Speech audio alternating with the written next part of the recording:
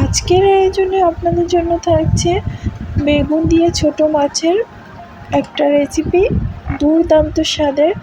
By the way, আপনারা দেখছেন যেমন খুশি তেমন রান্নার সঙ্গে আছে আমি সুরাইয়া। আমার পক্ষ থেকে সবাইকে জানাচ্ছি সালাম আর অনেক অনেক ভালোবাসা। তো আজকের রেসিপি হচ্ছে বেগুন দিয়ে ছোট মাছের চচ্চড়ি। তো চলো বন্ধুরা, রেসিপিটা শুরু করা যাক। এখানে আমি একটা বেগুন নিয়ে নিয়েছি, একেবারে টাটকা আর ফ্রেশ বেগুন।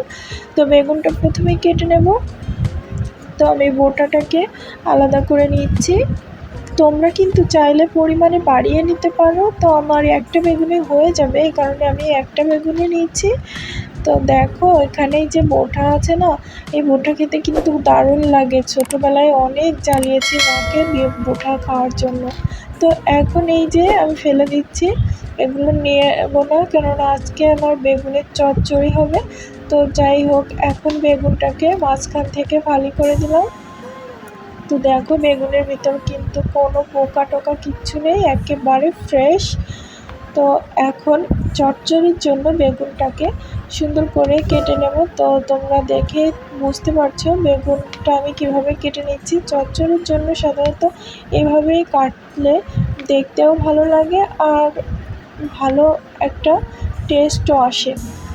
তো তোমাদের সাথে কথা বলতে বলতে একটা কথা মনে করিয়ে দিই বন্ধুরা, আমার ভিডিওটা শুরু করার শুরুতে প্লিজ একটা লাইক দিয়ে কন্টিনিউ করো। তোমরা অনেকেই ভিডিও দেখো বাট লাইক দিতে ভুলে যাও, তাই তোমাদেরকে বারবার মনে করিয়ে দিই।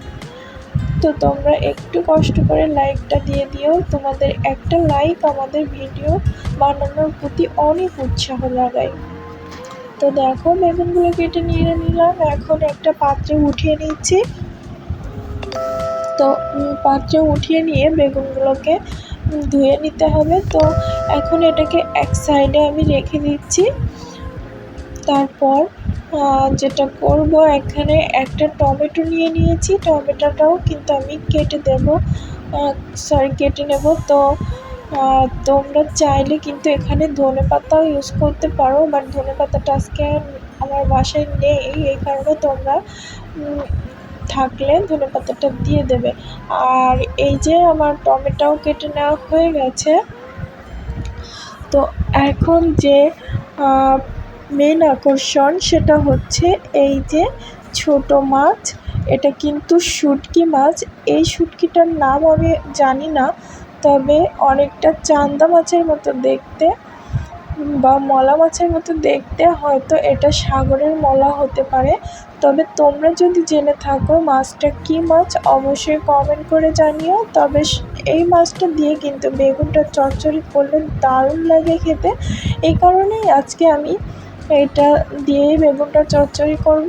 আর এটা গরম পানিতে প্রথমে কিন্তু ভিজিয়ে রাখতে হবে, তারপর এই যে এইভাবে পেট থেকে ময়লাটা বের করে নিতে হবে। এতে খুব একটা বেশি আঁশ থাকে না, যেটা থাকে সেটা হচ্ছে গরম পানিতে ভিজিয়ে রাখলে উঠে যায় আর একদমই খাটনির প্রয়োজন হয় না। তো দেখো, আমি কিন্তু সবগুলো এভাবে পরিষ্কার করে নিয়েছি। এখন এগুলো কচলে ধুয়ে নেব অনেকবার, কেননা এর থেকে অনেক ময়লা বের হবে। তো সমস্ত কিছু ধোয়াধুয়ি শেষ করে চলে এলাম রান্নার জন্য। কড়াইয়ে আমি তেল দিয়ে দিলাম, সরিষার তেল। আর ফার্স্টে যেটা করব সেটা হচ্ছে শুটকি মাছগুলোকে হালকা করে 2 থেকে 3 মিনিটের মতো একটু ভেজে নেব। এই ভেজে নেওয়ার কারণটা হচ্ছে শুটকির একটা গন্ধ থাকে বন্ধুরা। তো যদি তুমি এভাবে একটু হালকা করে ভেজে নাও, গন্ধটা কিন্তু চলে যায় আর লাগে না, এতে আবার তরকারির স্বাদটা দারুণ আসে। তো আমি এই কারণে মাছগুলো ভেজে এখন উঠিয়ে নিচ্ছি, তবে বেশি ভাজার প্রয়োজন নেই, 2 থেকে 3 মিনিট ভাজলেই এনাফ। তো এই যে আমার ভেজে নেওয়া হয়ে গেছে, এখন উঠিয়ে নিচ্ছি। আর আরও একটা কথা বন্ধুরা, তোমরা কিন্তু মাছের পরিমাণ অতিরিক্ত না দেওয়ার চেষ্টা করো। এই একটা বেগুনের জন্য কটা মাছই যথেষ্ট, তোমরা এরপর পরিমাণ বুঝে ব্যবহার করো। তবে আমার মনে হলো এরকম অল্প মাছ দেওয়াই ভালো, শুটকি যেহেতু। তো এখন আমি মাছগুলোকে উঠিয়ে নিলাম, উঠিয়ে নিয়ে ওই একই কড়াইয়ে দিয়ে দিচ্ছি সরিষার তেল। আর এখানে আমি পেস্ট করে রেখেছিলাম পেঁয়াজ, আদা, রসুন আর শুকনো মরিচ। তোমরা চাইলে পেঁয়াজটাকে কিন্তু কুচি করেও দিতে পারো, কোনো সমস্যা নেই। আমি মশলাটা কষিয়ে নেওয়ার জন্য হালকা একটু পানি দিয়ে দিলাম, আর পানি দেওয়ার শেষে এখন আমি এর ভিতর গুঁড়ো মশলা অ্যাড করব। এই রান্নাটা খেতে কিন্তু দারুণ লেগেছিল বন্ধুরা, তো তোমাদের সাথে সেটাও শেয়ার করব। চলো এখন গুঁড়ো মশলার ভিতর দিয়ে দিচ্ছি লবণ পরিমাণ মতো, দিয়ে দেব ধনিয়া গুঁড়া, দিয়ে দিচ্ছি হলুদের গুঁড়া কালারের জন্য, আর সবশেষে দিয়ে দিচ্ছি ঝালের গুঁড়া, কেননা এই চচ্চড়িটা ঝাল ঝাল হলে বেশি টেস্টি হয় বন্ধুরা। তো তোমরা যদি ঝাল এত পছন্দ না করো তাহলে কমিয়ে দিতে পারো, কোনো সমস্যা নেই, তবে ঝালটা বেশি হলে খেতে মজা হবে, আমি আবারও বলছি। তো এখন মশলাটাকে হালকা করে কষিয়ে নিলাম, কষিয়ে নিয়ে এর ভেতর কেটে ধুয়ে রাখা বেগুনগুলো দিয়ে দিলাম। এই মাছটা সাধারণত বেগুন দিয়ে খেতে কিন্তু বেশি মজা হয়, ভর্তা করলেও ভালো লাগে, তবে ভর্তার থেকে এইভাবে বেগুনটা দিয়ে রান্না করলে বেশি টেস্টি হয়। তোমরা যারা এখনও এইভাবে এই মাছটা দিয়ে বেগুনটা ট্রাই করোনি, অবশ্যই একবার হলেও এভাবে ট্রাই করো, আর কমেন্ট করে জানিও কেমন হলো তোমাদেরটা। আর আজকে আমার রেসিপিটা কেমন হয়েছে সেটাও কিন্তু জানাতে ভুলো না।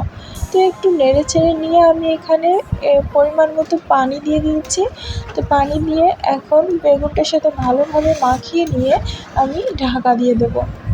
তো এই চচ্চড়ি করতে গেলে বন্ধুরা যে মশলাটা না দিলে চচ্চড়িটাই জমে না। এখন আমি বেগুনটা হতে হতে সেই মশলাটাই তৈরি করে নেব। তো এখন এটাকে ঢাকা দিয়ে দেব, আর এটা হতে হতে আমরা মশলাটা করে নেব। তো এখানে আমি নিয়ে নিচ্ছি জিরা আর সরিষা। সরিষা না হলে কোনো চচ্চড়িই কিন্তু ভালো লাগে না বন্ধুরা। তোমরা সরিষা দিয়ে ইউজ করে তরকারিটা রান্না করবে, দেখবে খেতে দারুণ টেস্টি হয়। তো এখন এই সরিষাগুলো আর জিরাগুলো আমি একটা পেস্ট তৈরি করে নেব।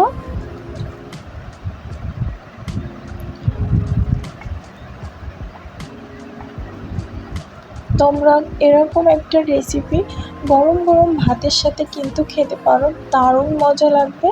আর বাসায় কোনো মেহমান আসলে এইভাবে একবার যদি এরকম একটা ইউনিক রেসিপি রান্না করে তাদের সামনে দাও, খেয়ে তোমার প্রশংসা করবে।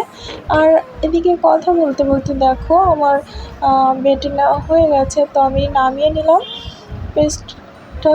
তো এদিকে আমি কিন্তু কড়াইয়ের ভিতর জিরা আর সরিষার পেস্টটা দিয়ে দিয়েছি, তারপরে টমেটোগুলো দিচ্ছি বন্ধুরা। তবে আমার ভিডিওটুকু কেটে গিয়েছে, এই কারণে তোমাদের দেখাতে পারিনি, তবে আমি মুখেই বলে দিচ্ছি যে আমি এই সব পর্যায়ে কিন্তু দিয়ে দিয়েছি টমেটো দেওয়ার আগেই, দিয়ে নেড়ে চেড়ে নিচ্ছি। আর এখানে এখন দিয়ে দেব যে শুটকি মাছগুলো ছিল সেগুলো। তো শুটকি মাছগুলো দেওয়ার পর আমি কিন্তু এই যে পানি দেখছো না বন্ধুরা, এই পানিটা রাখা যাবে না, পানিটা রাখলে কিন্তু বেশি টেস্ট আসবে না, তাই পানিটা যতক্ষণ না পর্যন্ত শুকাবে ততক্ষণ পর্যন্ত এটাকে আমি জাল করে নেব।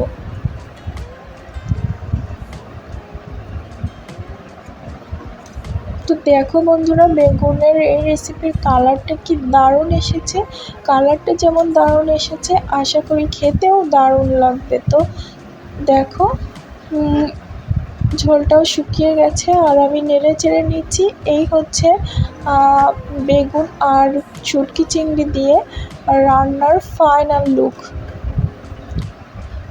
তো একটু নেড়ে চেড়ে নিচ্ছি, নেড়ে চেড়ে নিয়ে আমি এখন চুলাটাকে কিন্তু অফ করে দেব।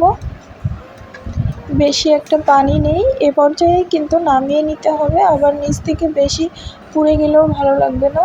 তো কালারটা দেখেই বুঝতে পারছো কি দারুণ হয়েছে। আর এখানে দেখো ভাত নিয়ে চলে এসেছি, এখন খাওয়া দাওয়া হবে। তো আমি একটু তরকারি নিয়ে নিচ্ছি ভাতের ভিতরে।